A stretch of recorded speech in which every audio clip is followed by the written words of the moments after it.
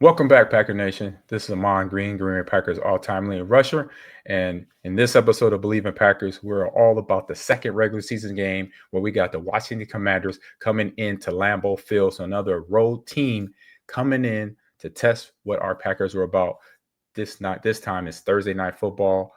And Green Bay came out, I say in this stop at the top of this game, came out on top 27-18 in what turned out to be a statement game and not just any other win. So let's break this down and how they got it done, who made the big plays, and what concerns may remain just a little bit there. All right. And where this puts them heading into week 3. So week 3, we got a long break, and then we got the Cleveland Browns. So let's get into it. So first half recap right here was where all the momentum got built up, in my opinion, right? So Green Bay came out strong.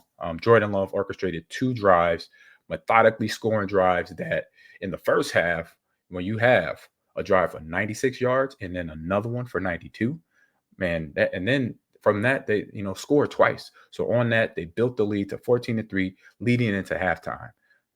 Then the offense. So for me, those 2 drives, the offense looked sharp. The players that needed to make plays made plays, and we'll talk about them in a minute. But the offense looked sharp. It was fluid and very confident. So the 2 drives on the opening drive right there. So Love hit Romeo Doubs for a touchdown. And after that series, plays and also included a 57-yard connection to Tucker Kraft, who also had a big game. We'll talk about him in length. That flipped the momentum early in front of the home crowd. So the crowd is into the game. That means it's loud for the opposing Commanders trying to get into their rhythm, and it's not. So not only is the fans disrupting everything, but the defense, we'll get to that. Micah Parsons also creating problems for them. So in the second touchdown came via Josh Jacobs, a 2-yard run, finishing off a 92-yard drive. So Josh showed his toughness, running between the tackles very hard. So with that, right now, I'm super impressed with the Packer offense. Jordan Love is out there commanding everything, but then he has the support of Josh, Tucker, Musgrave as well, has some big catches. And then the wide receiver core, even though Jayden Reed is a little beat up, we'll find out where he stands right now. But everybody is stepping up and doing their job right now for the Green Bay Packers. So that offense is playing strong. The run game is there. Wasn't no big explosive plays yet, but they're coming. So by the numbers, Jordan Love's passing numbers ended up with 292 yards through the air and 2 touchdowns and no interceptions, which is huge. And he spread it around to all the receivers, multiple receivers, more than 5 targets out there. And when you do that, and I'll tell you, as an offensive player, when a quarterback spreads it around, I'm going to say this. I think I said it last week when he had 10 receivers catching this ball, it makes it hard for the defense to focus on one receiver when the quarterback is hitting everybody, right? And one main guy that he hit tonight for a few passes, for six passes to be exact, is tight end Tucker Kraft from South Dakota State. He had a breakout game right there. Like I mentioned, 6 receptions, 124 yards, a few touchdowns there, and was targeted on some big third down plays that was essential in sustaining some of the big drives they needed to get down there on those long drives to score touchdowns. All right. So that was the first half. All right. So then also in the first half, big defensive battle, also some big plays and some adjustments between our defense and obviously the Washington's offense, because they could not really do much. So Washington's offense was very limited, especially on the ground. They only had 51 yards against the Packers defense. So that is phenomenal right there, under 100 yards. Keeping that run game quiet made Jayden Daniels and their offensive line job way harder trying to throw the ball. So the Commanders were forced into obvious passing situations. So even with Jayden Daniels, who is a good passing quarterback, he does use his legs as well.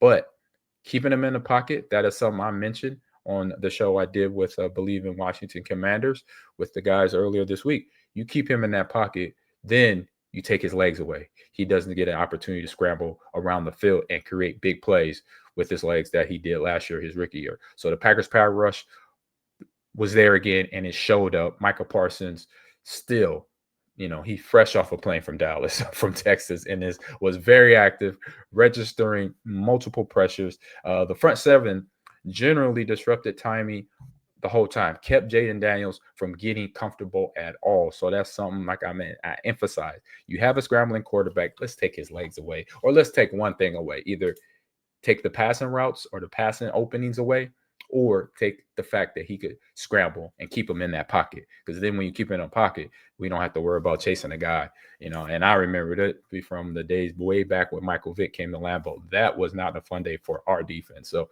trust me, good job by that Packer defense. So crucial defensive stance that they had in those drives containing Jayden Daniels and that offenses early in the game. Green Bay came up on strong on multiple third downs. And then again, late in the fourth quarter, when Washington attempted a rally, fourth down, incompletion, sealed the game right there. So then other parts of the teams out there that, offense, defense, and also special teams and field position helped. They had some long catches, punts, pinned Washington deep. And then the Packers avoided big mistakes as well. The only big mistake they had is some of the penalties that they received on defense were issued. So Green Bay was flagged 10 times for 77 yards, which kept the Washington Commander drives alive more than they liked. So I believe Jeff Hafley, obviously Matt LaFleur, will address that coming up during this long break. They could rest. They could get guys healed up. Not a few guys beat up other than Jayden Reed. He has probably the biggest injury with his shoulder. So this will be a long break to work on all the penalties defensively that they had, holding, pass interference, things of that nature. So we got second half. That was just the first half. And it was just a lot of good stuff from this Packer team that I don't know what you thought about the Packers going into these first two regular season games. The only thing I was worried about, be honest, was just the timing of both games. The good thing was both games were at home, even though because we had Detroit, but we handled them.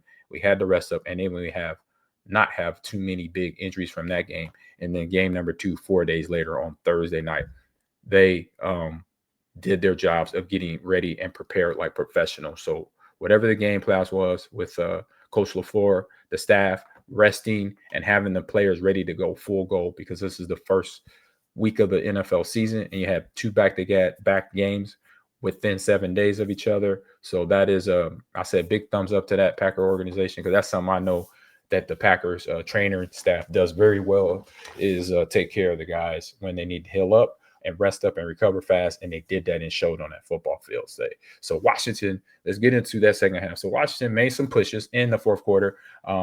So they found the end zone via Daniels to Ertz on a nice little catch and run there, plus the 2-point conversion to make it 27-18. And with that still left, but didn't stop. Green Bay responded, and that's what I love right now. So speaking of that, Love led a drive of 65 yards, capped with an 8-yard touchdown toss to Tucker Kraft.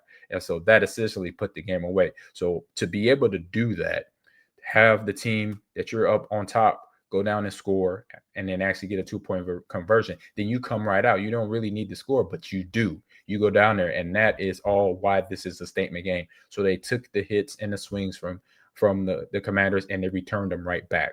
So the Commanders had chances down the stretch, but could not convert when it mattered most for them. So missed opportunities, sacks, pressure, and a stingy Green Bay defense held firm for pretty much the whole game. And I just love what Parsons is. And we're going to talk about that right now, because we're going to talk about the standout performers. And then what else stood out about this Packer win tonight? So Jordan Love, the first one, the poised leader under pressure, good decision-making, spread the ball around like we mentioned, and didn't force plays. A strong game to build confidence on, especially, like I said, that run in the first series where he went to go get a first down and dropped his shoulder on one of the defensive backs. That showed confidence. And obviously, like I said, that's going to get the team to rally behind him for the rest of the year. Then the next person I'm talking about is Tucker Kraft. Had his best receiving game of his career.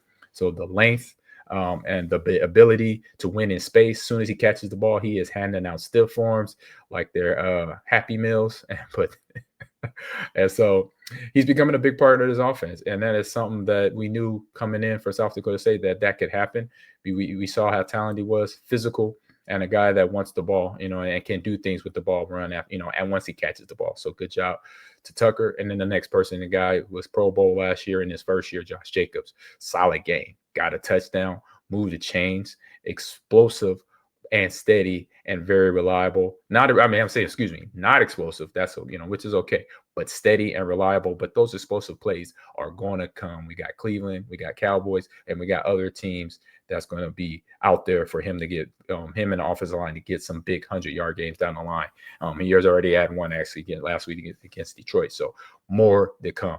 And then the defense, Parsons, Nixon in the secondary, made big plays all night long, kept that Commander offense stifled, couldn't do much. Pressured Daniels, forced him into key third downs, and just clamped down in the red zone. And that is basically what you want from a defense.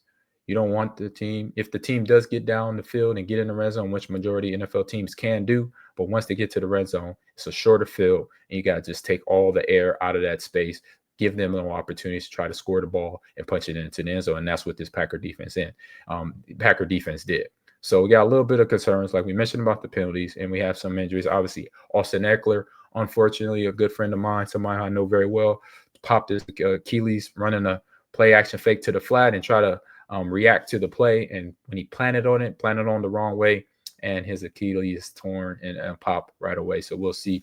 He's definitely out for the year. So hopefully he has a great recovery and hopefully finishes up his career, can play one more season because he's up there in age, but he's down and out for the season. So major concern there for the Washington Commanders. So Packers lost Jayden Reed. Like I mentioned, he landed on the shoulder real hard on a big throw and catch from Jordan. And so hopefully the injury is not too serious. I mean, it looks like a dislocated shoulder or AC sprain, or maybe a broke collarbone. Who knows? He was in a lot of pain. When anybody got near him or tried to move him, you saw him grimacing every second. So hopefully it's not too bad. And obviously the penalties got to get better. So the penalties at times did hurt. All right. So right now, what's the big picture and what all this means right here? So right now, the Packers are at 2-0. It doesn't get any better than that. Green Bay is building on momentum.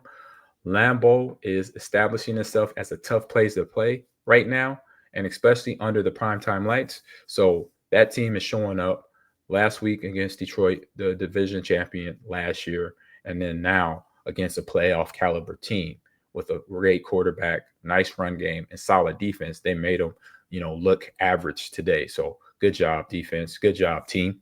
And this win shows the offense has multiple dimensions. You have pass, you have run, you have tight ends that can get open and run after the catch, and then making big gains all around. And the defense stepping up when needed. No matter what, they came to play when the defense needed to stop, when the offense couldn't get the ball in the end zone, which was very few times. Defense showed their moxie and was able to do that. Parsons, this acquisition continues to pay dividends. Again, all the disruption. And he's more than just a hype. He is making plays that matter out there on that football field for this Packer defense. It takes a lot of worry, a lot of pressure off of Rashard Gary, off of Lucas Van Ness, when you got a guy on the other side of the line of scrimmage disrupting as he does. So as he helps with that, he helps on passing downs and disrupting all the rhythm, like I mentioned. And so with that, that's going to continue throughout this year. And it's going to be only a few set plays when teams find out and catch up to him. And when I say catch up to Micah Parsons, it might be too late.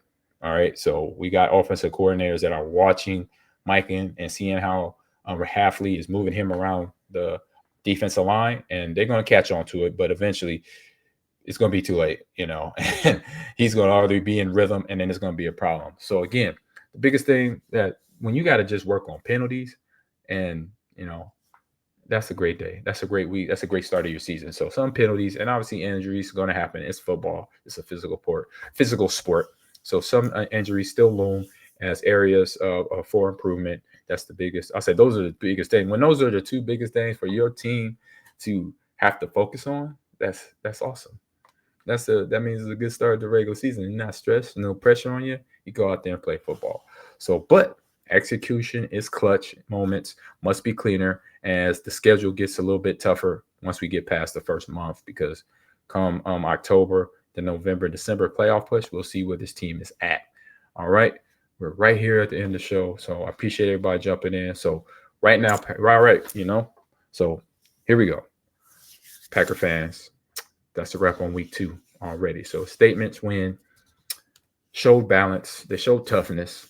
And this team isn't just going through the motions right here. That defense legit. The offense is legit. So going into week 3, We want to see consistency, fewer penalties, and get Reed healthy, but hopefully we get him back on the field too.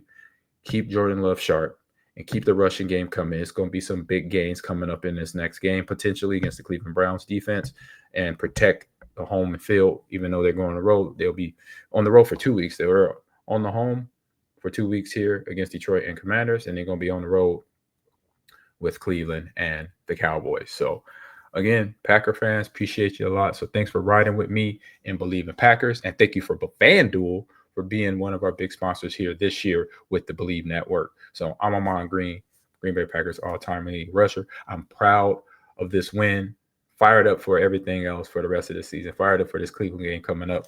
And we'll see you next time. Keep believing, keep cheering, and go Pack Go. Peace.